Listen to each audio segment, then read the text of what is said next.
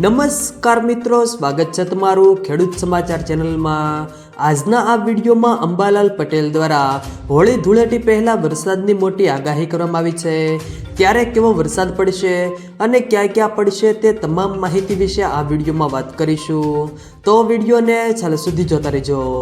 વિડીયોમાં આગળ વધતા પહેલાં જો તમે અમારી ચેનલમાં નવા છો તો નીચે લાલ કલરનું સબસ્ક્રાઇબ બટન આપેલું છે, તેને દબાવીને બાજુમાં રહેલા ઘંટી બટનને પણ દબાવી દેજો, જેથી અમારા આવનારા તમામ વિડીયોની માહિતી તમારા સુધી મળતી રહે।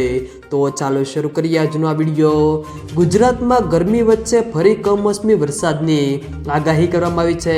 કમોસમી માવઠું ફરી એકવાર ખેડૂતોને મુશ્કેલીમાં વધારો કરી શકે છે। ગુજરાતમાં 18 થી 20 તારીખ સુધીમાં વાતાવરણમાં મોટો પલટો આવવાનો છે। આ દિવસોમાં ગુજરાતમાં ફરી વાદળો ઘેરાશે અને વરસાદની આગાહી કરવામાં આવી છે। કરા સાથે કમોસમી વરસાદ થવાની પણ આગાહી કરી છે। તારીખ 19 થી 24 દરમિયાન રાજ્યના વિવિધ ભાગોમાં વાદળો ઘેરાઈ શકે છે। કેટલાક ભાગોમાં તારીખ 26 માર્ચ સુધી વાદળછાયું વાતાવરણ રહી શકે છે।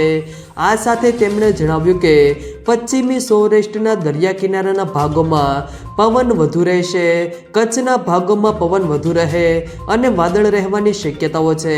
આ દરમિયાન દરિયા કિનારાના કેટલાક ભાગોમાં પણ પવન સાથે ક્યાંક ક્યાંક હળવો વરસાદ પડી શકે છે।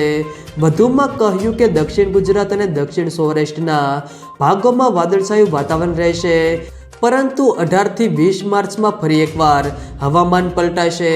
19 થી 20 માર્ચે કેટલાક વિસ્તારોમાં વાદળો ઘેરાશે। જો કે આ સમયે મહત્તમ તાપમાન 40 થી 41 ડિગ્રી રહેવાની શક્યતાઓ છે। પૂર્વ ગુજરાતના ભાગોમાં હળવો વરસાદ પડી ભેજ આવવાની શક્યતાઓ છે। એટલું જ નહીં, હોળીના દિવસે વાદળવાયુ વાતાવરણ રહેશે। આ દિવસોમાં ઉત્તર ગુજરાત, મધ્ય અને પૂર્વ ગુજરાતના ભાગોમાં વાદળછાયું વાતાવરણ અને પવન રહેવાની શક્યતાઓ છે। આ સમયે બંગાળના ઉપસાગરમાં હલચલ રહેવાની પણ શક્યતાઓ છે। અરબી સમુદ્રના ભેજના કારણે ગુજરાતમાં વાદળછાયું વાતાવરણ જણાશે। કેટલાક વિસ્તારોમાં બેવડી ઋતુ પણ અનુભવાઈ શકે છે।